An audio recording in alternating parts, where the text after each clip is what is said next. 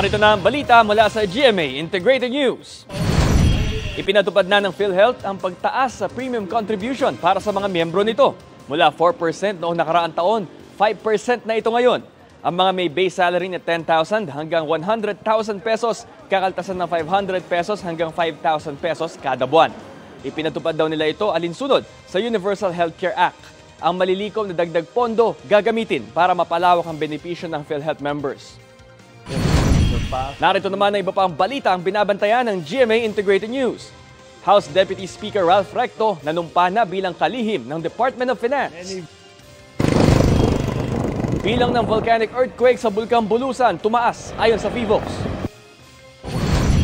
At sa 24 oras, ang riot ng ilang grupo ng kabataan sa Hagonoy, Bulacan. Para sa mas malaking misyon at mas malawak na paglilingkod sa bayan, ako po si Bam Alegre ng GMA Integrated News, ang News Authority ng Pilipino.